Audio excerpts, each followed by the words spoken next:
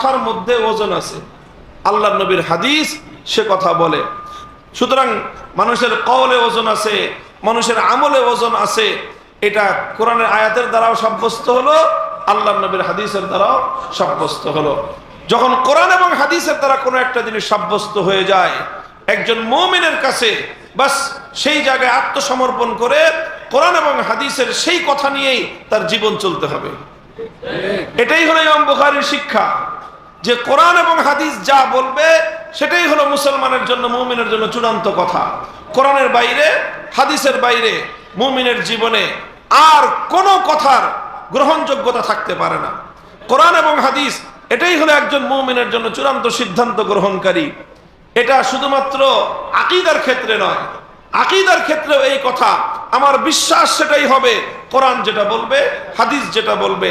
আমলের ক্ষেত্রেও একই কথা, আমার আমল সেটা হবে, কোরআন যেটা বলবে, হাদিস যেটা বলবে। আমল বলতে শুধু ইবাদত নয়, ইবাদতের ক্ষেত্রেও একই কথা, কোরআন যেটা বলবে, হাদিস যেটা বলবে সেই অনুযায়ী ইবাদত হবে। শুধু ইবাদত নয়, নিজের ব্যক্তিগত জীবনেও কোরআন যেটা বলবে, হাদিস যেটা বলবে সেটাই আমাদের কর্মপন্থা। পারিবারিক জীবনেও আমার পরিবার সেভাবেই চলবে, কোরআন যেভাবে বলবে, হাদিস যেভাবে বলবে। আমার ব্যবসা বাণিজ্য একই কথা, কোরআন যেভাবে বলবে, হাদিস যেভাবে বলবে সেভাবেই আমার ব্যবসা বাণিজ্য চলবে। সমাজ এবং রাষ্ট্রের ক্ষেত্রে একই কথা। মুমিন এবং মুসলমান রাষ্ট্রের সঙ্গে সম্পৃক্ত হবে, রাজনীতিও করতে পারে, কিন্তু মুমিনের রাজনীতি হবে সেই রাজনীতি কোরআন যেটা বলবে, হাদিস যেটা বলবে সেটাই হবে মুসলমানের রাজনীতি। যদি মুমিন থাকতে হয় কোনো মানুষকে, কোরআন হাদিসের বাইরে যাওয়ার উপায় নাই, সুযোগ নাই। ছাত্ররা বলতে পারে যে ইসলামের দলিল তো চারটা, কোরআন হাদিস, ইজমা কিয়াস। ইজমা কিয়াসের কথা যে আমি বললাম না, শুধু কোরআন হাদিসের কথা বললাম। আসলে ইজমা এবং কিয়াস মুস্তাকিল কিছু নয়। ইজমাও হয় কোরআন এবং হাদিসের ভিত্তিতে, কিয়াস তো পরিপূর্ণই কোরআন হাদিসের উপর নির্ভরশীল। কাজেই মূল কথা হলো, ইমাম বুখারী এক জবরদস্ত সবক এখান থেকে দিয়েছেন যে দেখো, ইসলামের প্রত্যেকটা বিষয় সাব্যস্ত হওয়ার জন্য, মুমিনের প্রত্যেকটা কর্ম সাব্যস্ত হওয়ার জন্য মুমিনের দুই চোখ থাকবে দুইটা দিকে। এক হলো কোরআন কি বলে, দ্বিতীয় হলো হাদিস কি বলে। কোরআন এবং হাদিসের দ্বারা যখন কোনো জিনিস সাব্যস্ত হয়ে গেল, এরপরে সারা দুনিয়া কি বলে, সারা দুনিয়াকে তুমি উপেক্ষা করো, কোরআন হাদিসের পথ তুমি ধরো। যারা এই পথ অবলম্বন করতে পারবে তারাই আসলে সত্যিকার অর্থে মুসলিম। আর যারা কোরআন হাদিসকে বাদ দিয়ে অন্য তন্ত্র মন্ত্র মতবাদ আদর্শ নিজের নিজের যার যার পথ এবং মত অবলম্বন করবে, অনেক কিছু হতে পারে, কিন্তু তারা ঈমানের পথ অধিকারী হতে পারে না। আল্লাহ পাক রব্বুল আলামিন আমাদেরকে তৌফিক দান করেন, আমরা যেন আমাদের জীবনের সকল কার্যকলাপ, আমাদের জীবনের প্রতিটি কর্মকাণ্ড, প্রতিটি অ্যাক্টিভিটি, প্রতিটি পদক্ষেপ যেন আমরা কোরআন এবং হাদিসের আলোকে গ্রহণ করতে পারি। এবং ইমাম বুখারী রাহমাতুল্লাহ আলাইহি বড় একটা কথা, দেখো, কিতাব শুরু করেছিল হাদিসুন নিয়াত দ্বারা, ইন্নামাল আমাল বিন্নিয়াত, অর্থাৎ তোমার আমলকে খালেস, নিয়তকে খাঁটি করো। আর হাদিস শেষ করতেছেন কিতাব সাকিলাতানি ফিল মিজান, মিজান ভারী হওয়ার দ্বারা। এই শুরু এবং সমাপ্তির মধ্যে চমৎকার একটা সামঞ্জস্য আছে। সেটা হলো এই, যার নিয়ত খাঁটি, যার নিয়ত সহি, তার আমলের মধ্যে মিজানের পাল্লা ভারী হবে। আল্লাহ পাক রব্বুল আলামিন আমাদের সকলকে ইখলাসের সাথে, লিল্লাহিয়াতের সাথে জিন্দেগীর সমস্ত আমালগুলো করার, সমস্ত কথাগুলো বলার তৌফিক আল্লাহ আমাদের সকলকে দান করেন। ওয়া আখিরু দাওয়ানা আলহামদুলিল্লাহি রাব্বিল আলামিন। সুবহানাল্লাহি ওয়া বিহামদিহি, সুবহানাল্লাহিল আযীম। ইমাম বুখারী রাহমাতুল্লাহ আলাইহি বলতে চাই, তিনি বুখারাতে থাকতে পারেন নাই, শহরে থাকতে পারেন নাই। এতে ইমাম বুখারী বঞ্চিত হন নাই, বরং বুখারা নগর বঞ্চিত হয়েছে। তিনি গ্রামে গিয়ে নিভৃত এক জায়গায় তিনি শায়িত হয়েছেন, এতে উনি বঞ্চিত হন নাই, বরং তিনি যেখানে শায়িত হয়েছেন সে জায়গার মাটি ধন্য হয়ে গেছে। মানুষ যখন এলেমকে ধারণ করে, এলেমের মর্যাদা দিতে জানে, এবং এলেমের যে মালিক একমাত্র আল্লাহর কাছ থেকে যখন আহলে এলেমরা তারা বিনিময় চায়, দুনিয়ার কোনো ক্ষমতাবান, দুনিয়ার কোনো টাকা পয়সাওয়ালা, ধনাঢ্য ব্যক্তিদের কাছ থেকে যখন মানুষের ইলমের বিনিময় না চায়, শুধু আল্লাহর কাছ থেকে পাওয়ার আশা রাখে, আর ইলমের মর্যাদা যখন মানুষ রক্ষা করে, আল্লাহ পাক রব্বুল আলামিন তাদেরকে এমন মর্যাদা দেন যে পৃথিবীর ইতিহাসে তারা স্মরণীয় হয়ে থাকে।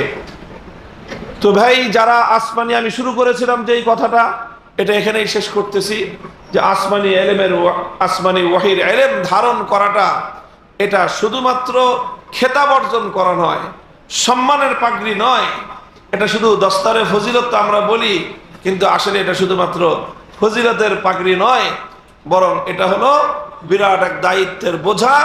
এই বোঝা যে মাথায় নেবে, তাকে বুঝতে হবে এখন থেকে তার জীবনে পদে পদে ঝুঁকি আসবে, হুমকি আসবে, জীবনের নিরাপত্তা বিঘ্নিত হবে।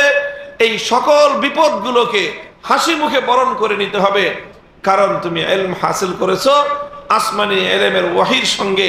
আসমানি ওয়াহির ইলমের সঙ্গে বিপদ আপদ, মুসিবত, জেল, জুলুম, হত্যা, শাহাদাত, এগুলো এই পথের নিত্য সঙ্গী। কাজে এই পথে যারা চলবে তাদের জন্য এগুলোই হলো ফুলের মালা। আল্লাহ পাক আমাদের সকলকে বুঝবার তৌফিক দান করেন। ইমাম বুখারী রাহমাতুল্লাহি আলাইহি তিনি এই কিতাব মুসলমানদের জন্য, তার জীবন মুসলিম জীবন যাপন করার জন্য, ইসলামী জীবন যাপন করার জন্য যা কিছুর প্রয়োজন, গুরুত্বপূর্ণ তার প্রতিটি পাঠ, প্রতিটি শিক্ষা ইমাম বুখারী রাহমাতুল্লাহি আলাইহি তার বুখারী শরীফের পরতে পরতে তিনি সাজিয়েছেন।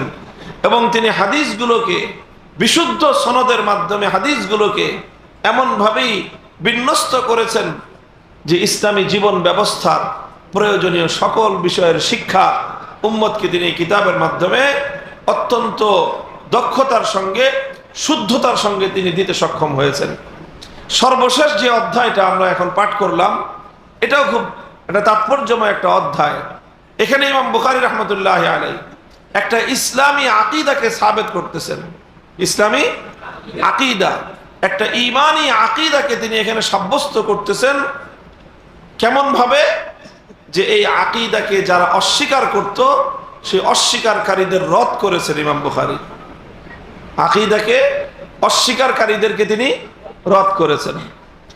ঈমানী আকীদার মধ্যে অনেক আকীদা আছে, যেরকম ইসলামী আকীদার মধ্যে একটা হলো তাওহীদ, একটা হলো রিসালাত, একটা হলো আখিরাত। আখিরাতের মধ্যে আবার অনেক, আল বাসু হাক্কুন, ওয়ান নারু হাক্কুন, ওয়াল জান্নাতু হাক্কুন, ওয়াস সিরাতু হাক্কুন। এই এক একটা হলো এক একটা আকীদা। জান্নাত আছে, এটা একটা আকীদা। জাহান্নাম আল্লাহর সৃষ্টি, এটা সাব্যস্ত, এটা একটা আকীদা। এটা বিশ্বাস করতে হবে। কেউ যদি মনে করে যে না জাহান্নাম কিছু নাই, এগুলো এমনিই একটা অলিক গল্প, এটা একটা কাল্পনিক ঘটনা, এই কথা যদি কেউ মনে করে, বেঈমান সে। আল জান্নাতু হাক্কুন, ওয়ান নারু হাক্কুন, ওয়াস সিরাতু হাক্কুন। জাহান্নামের উপর দিয়ে একটা রাস্তা আছে, সেই রাস্তা পার হয়ে জান্নাতে যেতে হবে, এই কথাটা বিশ্বাস করা ঈমানের জন্য জরুরি। এই কথা যার ঈমান, যেই বিশ্বাস করবে না, তার ঈমান নাই। তো ঠিক এরকম ওয়াল বাসু হাক্কুন, প্রত্যেকটা মানুষকে আল্লাহ পাক আবার কবর থেকে পুনর্জীবিত করবেন, এটা একটা আকীদা, বিশ্বাস। এই বিশ্বাস স্থাপন করতে হবে, আর নাহলে ঈমান হবে না। ঠিক এই ধরনের বিশ্বাসগুলোর মধ্যে একটা বিশ্বাস হলো আল ওয়াজনু হাক্কুন। আল ওয়াজনু হাক্কুন, যে ওজন হবে, মানুষের আমলের ওজন হবে। বান্দা যা কিছু আমল করে, আমলের মধ্যে তিন ধরনের আমল, এখানে বান্দার আমলের মধ্যে তিনটা প্রকার রয়েছে, তিনটা তাকসিম রয়েছে, তিনটা কিসম রয়েছে। একটা হলো আমল বিল জাওয়ারিহ, যেটা অঙ্গ প্রত্যঙ্গের আমল। দুই নম্বর হলো আমলে লিসানি, যেটাকে আমরা কওল বলি, অর্থাৎ মুখের কথার আমল। তিন নম্বর হলো আমল বিল জিনান, অন্তরের আমল। আমালুল কুলুব, যেগুলো অন্তরে কোনো একটা কিছু করার দৃপ্ত শপথ নেওয়া, অঙ্গীকার করা, আজম করা, চূড়ান্ত সিদ্ধান্ত নেওয়া যে এই কাজটা করবই, এটা একটা আমল। সেই কাজটা বাস্তবায়িত হলো কি হলো না সেটা পরের কথা। একজন মানুষ যখন অন্তরে কোনো একটা সিদ্ধান্ত নিয়ে নেয় যে আমার সিদ্ধান্ত এটা, যে আমি আল্লাহর দ্বীনের পক্ষে কাজ করব, তো এটা তার জন্য একটা নেক আমল হয়ে গেল। এই সিদ্ধান্ত নেওয়ার সাথে সাথে ফেরেশতা তার আমল নামায় একটা নেকি লিখে ফেলবে। ঠিক এরকম কেউ যদি একটা সিদ্ধান্ত নিয়ে নেয় যা করে আল্লাহ, ধর্মনিরপেক্ষতাবাদী দলে যোগ দিয়ে দিব, এই সিদ্ধান্ত নেওয়ার সাথে সাথে তারা আমল নামায় কুফরি করার একটা সিদ্ধান্ত হওয়ার আল্লাহ গুনাহ লিখে ফেলবেন। ঠিক এরকম নেকি এবং বদি যেটারই মুমিন বান্দা সিদ্ধান্ত নিবে, সঙ্গে সঙ্গে তার আমল নামায় নেকি অথবা বদি লেখা হয়ে যাবে। তাহলে আমল কয় প্রকার হলো? 3 প্রকার। একটা হলো যেটা অঙ্গ প্রত্যঙ্গের দ্বারা করা হয়, আর একটা হলো মুখের কথার দ্বারা করা হয়, আর একটা হলো অন্তরের নিয়তের দ্বারা করা হয়। নিয়ত বলতে যেটা সিদ্ধান্ত হলো সেটা হলো আমল, আর সিদ্ধান্তের আগ পর্যন্ত মনে মনে শুধু কল্পনা, এটা আমল না। এটা অবশ্যই এর মধ্যে বিস্তারিত আলোচনা রয়েছে যে অন্তরের আমল কোন পর্যায়েরটা লেখা হবে, কোন পর্যায়েরটা লেখা হবে না, ওই লম্বা আলোচনা আমি এখন যাচ্ছি না। এই জন্য আমি বারবার বলতেছি যে অন্তরে অন্তরে যখন মানুষ কোনো কি করে সিদ্ধান্ত নেয়, যখন সিদ্ধান্ত নেয় তখন এটা একটা আমলে পরিণত হয় এবং সেটা নেকি অথবা বদি হিসাবে এটা লিপিবদ্ধ হয়ে যায়। তো এই 3 প্রকার আমল, এটা ওজন হবে। কি হবে? এটা ওজন হবে। আল্লাহ পাক রব্বুল আলামিন এই আমলের ওজন দিবেন।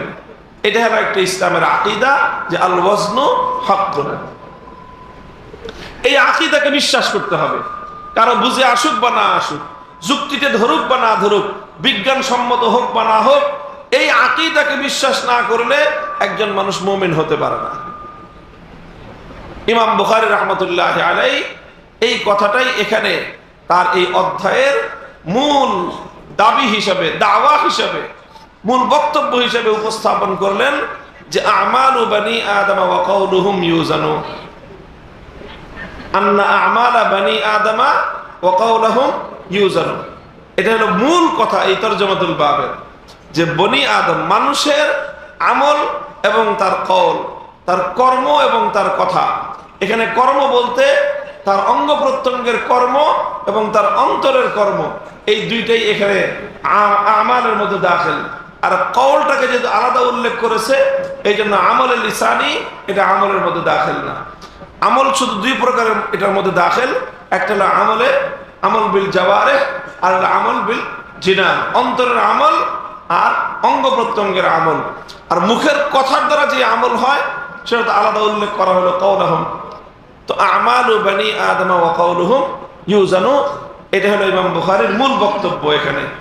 যে এই বক্তব্যের দ্বারা ইমাম বুখারী রাহমাতুল্লাহি আলাইহি ইসলামী সেই আকীদাটাকে সাব্যস্ত করলেন, এবং এটার দ্বারা ইমাম বুখারীর উদ্দেশ্য হলো যারা মুনকিরিনে ওয়াজন, ইসলামের মধ্যে একদল আবিষ্কার হয়েছিল, একদল গোমরাহ ফেরকা, যারা ওজনকে অস্বীকার করত, বলতো যে ওজন হবে না। ওজন হয় কিভাবে? আমল আবার মাপে কেমনে? মানুষ একটা কথা বলছে, কথাটা কথায় চলে গেছে, এটা আবার মাপে কিভাবে? ওজন দেয় কিভাবে? যেহেতু কিছু মানুষের মধ্যে এমন মানসিকতা আছে যে তারা সব কিছু নিজের এই সামান্য ক্ষুদ্র মাথার যুক্তি দিয়ে, নিজের চিন্তার যুক্তি দিয়ে, নিজের মেধার যুক্তি দিয়ে সবকিছুকে পরিমাপ করতে চায়। মানুষের একটা স্বভাব আছে, যেটা তার বুঝে আসে সেটা সে মানতে চায়, যেটা সে বুঝে আসে না সেটা সে মানতে চায় না। এরকম একটা স্বভাব মানুষের আছে।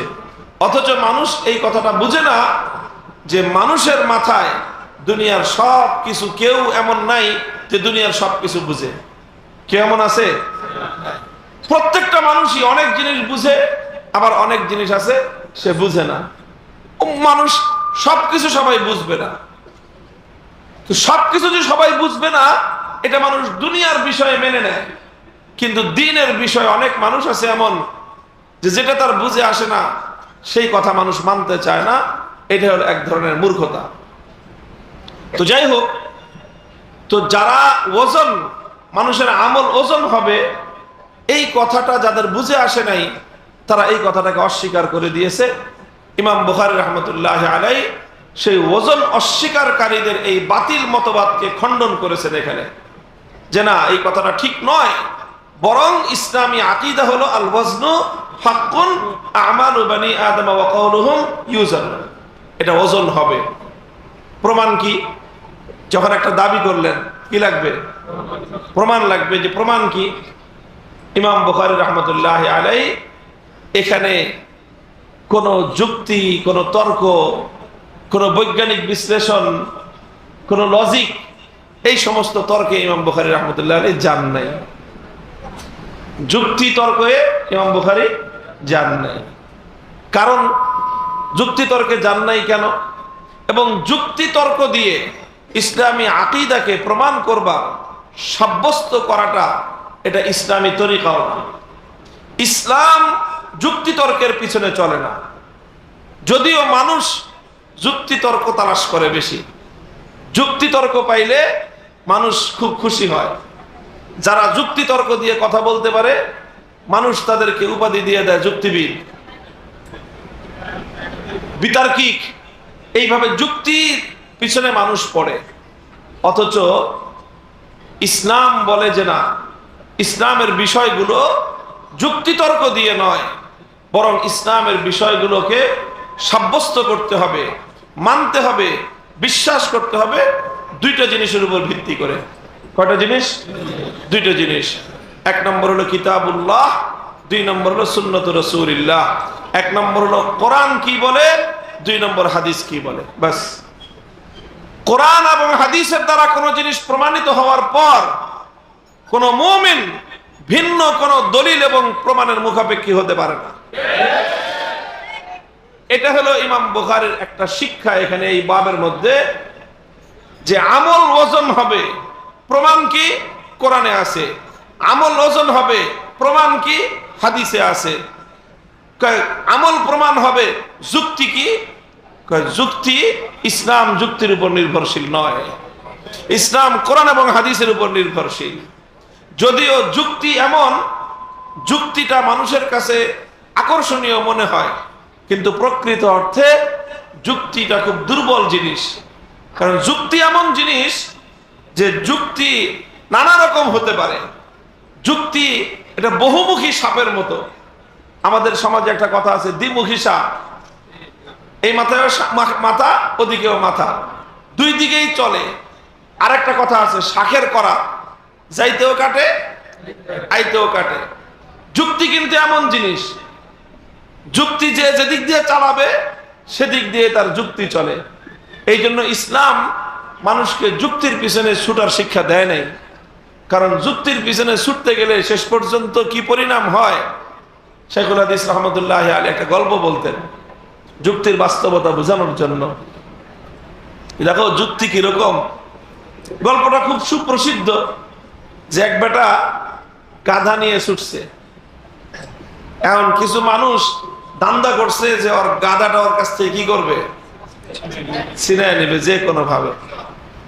এখন এই লোকটা, সে ছেলেটা, একটা লোক সঙ্গে তার একটা ছেলে গাধার পিঠে আরোহণ করছে। গাধার পিঠে আরোহণ করে বাপ পোলা দুইজন গাধার উপরে সওয়ার হয়ে চলছে। এখন রাস্তার মধ্যে কিছু লোকের সঙ্গে দেখা হয়, যে দেখ কত বড় পাষাণ, পাষাণের পাষাণ, ছোট্ট একটা গাধা, এই গাধার পিঠে বাপ বেটা দুইজনে চড়ে পড়ছে। একটু রহম নাই, মায়া দয়া কিচ্ছু নাই লোকটার অন্তরে। এখন লোকটা কয়, কথা তো ঠিকই বলছে, ছোট একটা গাধা, এটার মধ্যে দুইজন সওয়ার হয়, ঠিক হয় না কাজটা। তো এখন বাপে কয়, ছেলেরা আছে, তুই গাধার পিঠে চড়ে যা, আমি হাইটা যাই। এখন বাবা হাইটা যেতেছে, পোলা গাধার পিঠে চড়ে যেতেছে। কিছু দূর চলার পরে দ্বিতীয় গ্রুপের সঙ্গে দেখা, কত বড় বেয়াদব। বাপরে হাইটে যায়, পোলায় গাধার পিঠে সওয়ার হয়ে যায়। আর বাপটাও কিরকম পোলারে বেয়াদবি শিখাইতেছে। লোকটা কয়, কথাটার যুক্তি আছে, কথাটার যুক্তি আছে। গাই তুই নাম, মানুষ তোরে খারাপ বলবে। বাপে উঠছে, পোলা পিছন দিয়ে হাইটা যায়। তৃতীয় গ্রুপের সঙ্গে দেখা, কয় দেখ কিরকম বাবা, বেরহম, মায়া দেয় কিছু নাই, বুইরা খাটাস বেটা, ও গাধার পিঠে সওয়ার হয়ে যাচ্ছে, ছোট পোলাটা আটা দিতেছে। মায়া দেয়া বলতে বাপের পাষণ্ড বাপ এটা। লোকটা কয়, তাও তো কথায় যুক্তি আছে, করবে কি? এখন লোকটা কয় যে পোলারে আরোহণ করলাম, ও বেয়াদব হইল, আমি সওয়ার হইলাম, আমি পাষণ্ড বাপ হইলাম। বাপ পোলা দুজনে নামছে। এখন বাপ পোলা কয়, কাউরে সওয়ার হওয়ার দরকার নাই, চল দুজন হাইটে যাই, গাদার হাইটে নিয়ে যেতেছে। কারণ দুইজন মানুষ হাইটে যায়, একটা গাদাও হাইটে যায়। চতুর্থ দলের সঙ্গে দেখা, কয় দেখ 3টা গাদা হাইটে যায়। 3 গাদা হাইটে যায়। কেমনে 3 গাদা? আরে ভাই, তোমাদের সাথে সওয়ারি আছে, বাহন আছে, একজন আরোহণ করো, অন্তত 3 জন হাইটে যেতেছে, বাহন থেকে লাভ হইলো কি তোমার? কারো হাতে যদি মোটর সাইকেল থাকে, আর মোটর সাইকেল যদি কেউ ঠেলে নিয়ে যায়, পাবলিক কি বলবে? যে গাদা জানি কথা কার, এটা মোটর সাইকেল তো হলো ঠেলে নেওয়ার জিনিস নাকি? মোটর সাইকেল ছাড়া তরে নিয়ে চলবে, আর তুই যদি মোটর সাইকেল ঠেলতে থাকো সারা জীবন, মানুষ তো গাদা বলবেই।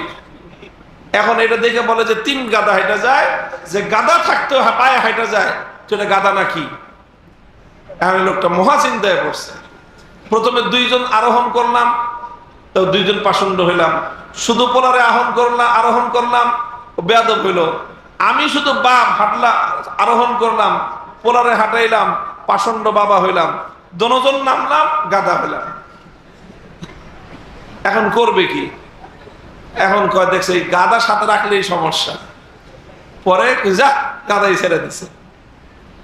গাদা ছেড়ে দিছে, গাদা নাচতে নাচতে গাদা চলে গেছে। গাদার মতো বাটপাররা ওই গাদা নিয়ে ওরা নিয়ে বেচা, বাজারে মার্কেটে বেচা, টাকা পয়সা নিয়ে বাড়িতে চলে গেছে। এখন এই লোক তো বাজারে রওনা হয়েছিল গাদা বিক্রি করবে। এখন রাস্তার মধ্যখান দিয়ে ঘটনা ঘটায় বাড়িতে ফিরে আসছে। বাড়িতে ফিরে আসার পর বাড়ির বিবি সাহেব তো অপেক্ষা করতেছে যে গাদা বেচে টাকা আনবে। জিজ্ঞাসা করছে, কত টাকা বেচছো গাদা? টাকা কই? এখন কয় যে না, মানুষের জ্বালায় তো আর গাদা বাজার পর্যন্ত নিয়ে যেতে পারিনি। কি হয়েছে? এই যুক্তির পিছনে পড়ছি, এক একজন এক এক যুক্তি দেয়। বিরক্ত হয়ে শেষ পর্যন্ত গাদাটাই ছেড়ে দিছি, গাদা তো হারায় গেছে। এখন তো বিবি সাহেব খেপছে, ঝাঁটা নিয়ে আইছে পিটাইতে। যে মানুষের কথার যুক্তির পিছনে পড়ে তুমি নিজের মূল্যবান গাদা হারায় ফেলছো, আজকে বাড়িতে উঠো। তো যারা এরকম নিজের জীবন চলতে গিয়ে কোরআন সুন্নাহ বাদ দিয়ে যুক্তির পিছনে ছুটতে থাকবে, শেষমেশ মহিলা মানুষের ঝাঁটার বাড়ি ছাড়া কপালে কিছু জুটবে। খালি পুরুষ মানুষের ঝাঁটা না, এই মহিলাদের ঝাঁটা খেয়ে তাদের শেষ পর্যন্ত জীবনের অবসান ঘটবে। এই জন্য ইমাম বুখারী রাহমাতুল্লাহি আলাইহি এত গুরুত্বপূর্ণ একটা বিষয়, আল ওয়াজনু হাক্কুন, মানুষের আমল ওজন হবে, মানুষের কথা ওজন হবে, মানুষের অন্তরের আমল ওজন হবে। এটা সাব্যস্ত করার জন্য যুক্তি আছে, কিন্তু যুক্তির পিছনে উনি পড়েন নাই। বরং ইমাম বুখারী রাহমাতুল্লাহি আলাইহি 2টা দলিল পেশ করেছেন। 1 নম্বর দলিল হলো আল্লাহর কিতাব, 2 নম্বর দলিল হলো নবীর হাদিস। এই 2 দলিল পেশ করেছেন। প্রথম দলিল হলো বাবু কাউলিল্লাহি তাআলা ওয়া নাদাউল মাওয়াজিনাল কিসতা লিয়াউমিল কিয়ামাহ, সূরা হজের আয়াত। আল্লাহ পাক রব্বুল আলামিন বলতেছেন, আমি কিয়ামতের দিন নাদাউ স্থাপন করব আল মাওয়াজিনা জাওয়াতিল কিসত ছিল। আসলে আল মাওয়াজিনের সিফাত হলো জাওয়াতিল কিসত। এখানে জাওয়াতিন শব্দকে হযফ করে দিয়ে মুবালাগাতান মাওয়াজিনের উপরে কিসতের শব্দের ইতলাক করে দেওয়া হয়েছে সিফাত হিসাবে। যেরকম যাইদুন আদলুন বলা হয়, অথচ যাইদুন আদলুন অর্থ হলো যাইদুন যু আদলিন, যাইদুন যু আদলিন। ওরকমই আল মাওয়াজিন ও জাওয়াতুল কিসতকে জাওয়াত হযফ করে দিয়ে কিসতুনকে জাওয়াতের উপর হামল করে দেওয়া হয়েছে, সিফাত হিসাবে শব্দ হয়ে গেছে আল মাওয়াজিন আল কিসত। ওয়া নাদাউল মাওয়াজিন আল কিসত লিয়াউমিল কিয়ামাহ, লাম লিজরফ, লাম এখানে জরফের মানা দিছে। কিয়ামতের দিনে আল্লাহ বলতেছেন যে আমি ইনসাফের মিজান সাব্যস্ত করব। মিজান শব্দের অর্থ আগে করা হতো দাড়িপাল্লা, এখন মিজান শব্দের আসলে পরিপূর্ণ শাব্দিক অর্থ দাড়িপাল্লা নয়। মিজান এটা আমরা জানি ইসমে আলার সিগা। মিজান শব্দের অর্থ হলো মা ইউজানু বিহি, যেই জিনিসের দ্বারা ওজন দেওয়া হয়, যেই জিনিসের দ্বারা কোনো জিনিস পরিমাপ করা হয়, যেই জিনিসের দ্বারা কোনো জিনিসের মাপ নির্ধারণ করা হয়, সেটাকেই বলা হয় মিজান। সেটা দাড়ি পাল্লাও হতে পারে, ডিজিটাল পাল্লাও হতে পারে, এমনকি কোনো পাল্লা ছাড়া বহু জিনিসের দ্বারাই বহু জিনিস পরিমাপ করা হয়। মানুষের শরীরের জ্বর মাপা হয়, এটার মিজান আলাদা, থার্মোমিটার। মানুষের শরীরের সুগার পরিমাপ করা হয়, ডায়াবেটিস মাপার মেশিন আলাদা, ওটার দ্বারা সুগার মাপা হয়। মানুষের শরীরের ব্লাড প্রেশার মাপা হয়, ওটার যন্ত্র আলাদা। এরকম ভাবে মানুষ আবহাওয়া কত ডিগ্রি সেলসিয়াস আবহাওয়ার তাপমাত্রা পরিমাপ করা হয়, ওটার পরিমাপ যন্ত্র আলাদা। লোহা মাপে ওটার যন্ত্র আলাদা, স্বর্ণ মাপে ওটার যন্ত্র আলাদা। প্রত্যেকটা জিনিস মাপার যন্ত্র আলাদা রয়েছে। এমনকি সূক্ষ্ম থেকে সূক্ষ্ম জিনিস পর্যন্ত পরিমাপ করা যায়। সূক্ষ্ম থেকে সূক্ষ্ম জিনিস, একটা গাড়ি দ্রুত গতিতে রাস্তা দিয়ে হেঁটে গেল, সামনে গেলে পুলিশ ধরে যে আপনি ওভার স্পিড গাড়ি চালাইছেন। এখানে স্পিড হলো 80 কিলোমিটার, আপনার গাড়ি 100 কিলোমিটারে চলতেছে, কাজে ফাইন মামলা করে দেয়। তো গাড়িটা কত গতিতে চলে গেল একজন মানুষের সামনে দিয়ে, পুলিশের সামনে দিয়ে, সেই গতিটা পরিমাপ করার জন্য যন্ত্র আছে। মোহাম্মদ আলী কেলে আরেকজনের বক্সিং মারছে, সেই বক্সিংটার কতটুকু গতি এবং কতটুকু ওজন সেটা পরিমাপ করার যন্ত্র আছে। দুধের মধ্যে পানি মিশানো হয়েছে, সেই পানি মিশানোর পর এখন দুধও তরল জিনিস, পানিও তরল জিনিস, দুধে পানিতে মিশে একাকার সাদা সাদা সাদাই দেখা যায়, অন্য কোনো কিছুই দেখা যায় না। কিন্তু এমন যন্ত্র আছে যেই যন্ত্র দিলে সঙ্গে সঙ্গে এটা সাব্যস্ত হয়ে যায় যে এই দুধের মধ্যে কতটুকু গরুর স্তনের দুধ আর কতটুকু চাপকলের দুধ, এটা পরিষ্কার হয়ে যায়। গরুর দুধ আর চাপকলের দুধের পার্সেন্টেজটা নির্ণয় হয়ে যায়। মানুষ তার বুদ্ধির জোরে, মানুষ তার মেধার জোরে এত যন্ত্র আবিষ্কার করতে পেরেছে। তো এই মেধাবী মানুষকে যে আল্লাহ পাক রব্বুল আলামিন সৃষ্টি করলেন, সে আল্লাহ পাক রব্বুল আলামিন মানুষের আমল, মানুষের কওল, কথা, এগুলো পরিমাপ করবার যন্ত্র আল্লাহ আবিষ্কার করতে পারবেন না? মানুষ কত বোকা, আল্লাহ সম্পর্কে মানুষের কত খারাপ ধারণা। মানুষ মনে করে যে তারাই সব বুঝে, আর আল্লাহ বুঝে কিছু বুঝেন না। নাউযুবিল্লাহি মিন যালিক।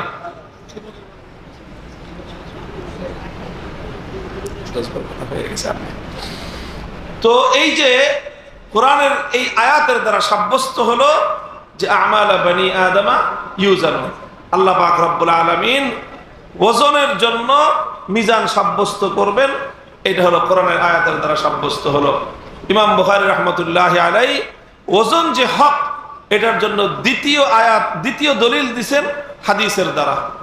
হাদিসের মধ্যে ইমাম রাসূল সাল্লাল্লাহু আলাইহি ওয়াসাল্লাম বর্ণনা করেছেন, আবু হুরায়রা রাদিয়াল্লাহু তাআলা আনহু থেকে বর্ণিত হাদিস। ওই হাদিসের মধ্যে স্পষ্ট এসেছে, আল্লাহর নবী বলেন কালিমাতান। কালিমাতান মানে হলো দুটি কথা। কালিমাতুন শব্দের অর্থ এখানে আল কালামুল মুফিদা যাতু মা'নান, যেই কালাম একটা পূর্ণাঙ্গ মেসেজ এবং বার্তা দেয়, সেই অর্থে কালিমাতুন শব্দ ব্যবহার হয়েছে। যেরকম কালিমায়ে তাইয়্যিবা বলা হয় লা ইলাহা ইল্লাল্লাহকে, কালিমাতুশ শাহাদা বলা হয় আশহাদু লা ইলাহা ইল্লাল্লাহ ওয়া আশহাদু আন্না মুহাম্মাদার রাসূলুল্লাহ। অনেক বড় একটা অর্থবোধক জুমলা, এটাকে বলা হয় কালিমা। তো এখানেও কালিমা ওই অর্থে ব্যবহার হয়েছে। বলা হলো দুটি কথা এমন রয়েছে যে দুই কথার তিনটা সিফাত।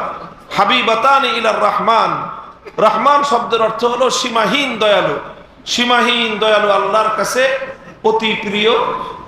2 নম্বর সিফাত হলো খফিফাতানি আলাল লিসান, মুখে উচ্চারণ করাটা খুবই সহজ। মুখে উচ্চারণ করা সহজ কেন?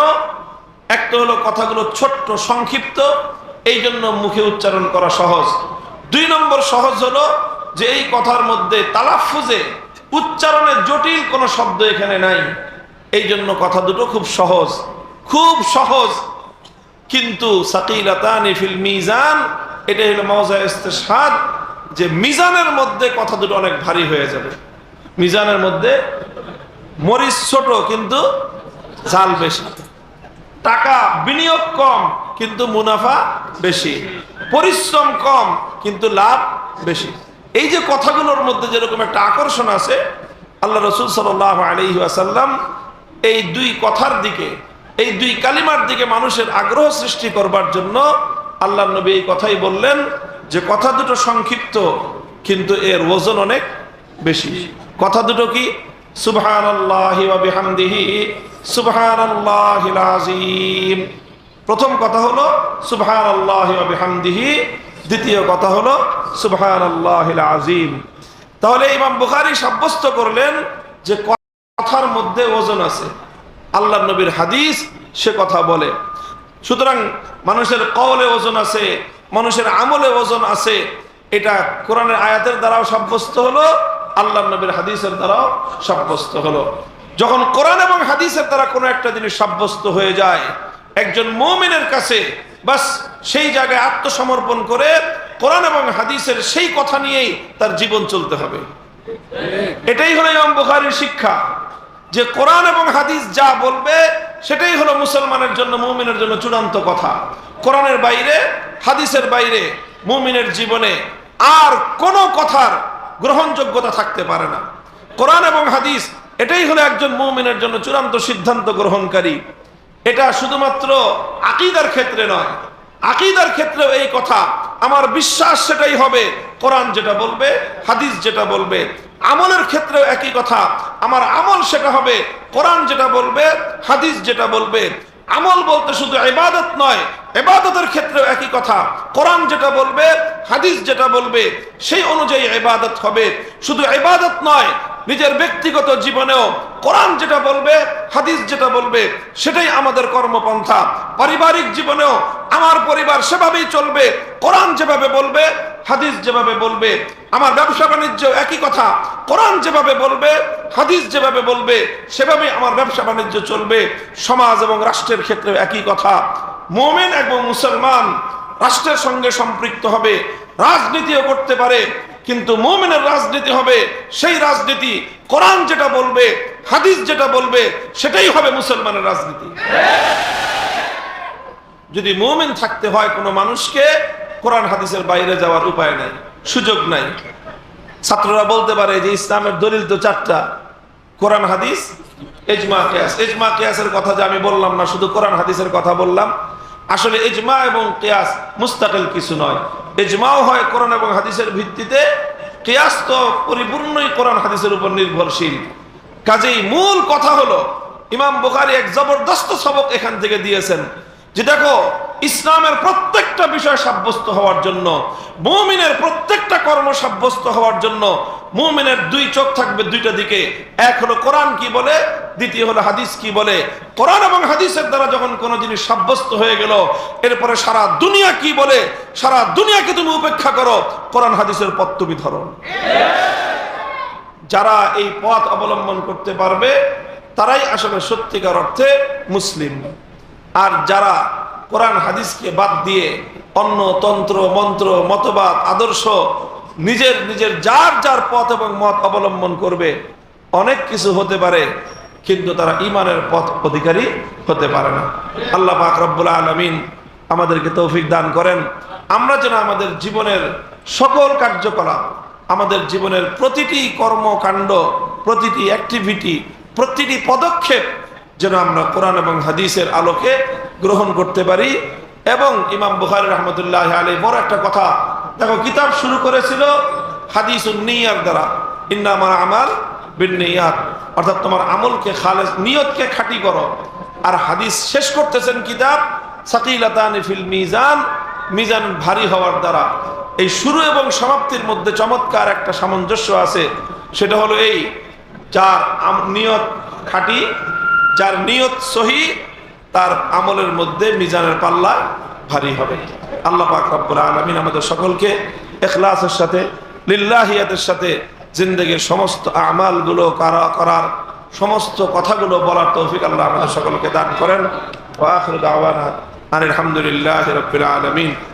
সুবহানাল্লাহি ওয়া বিহামদিহি, সুবহানাল্লাহিল আযীম।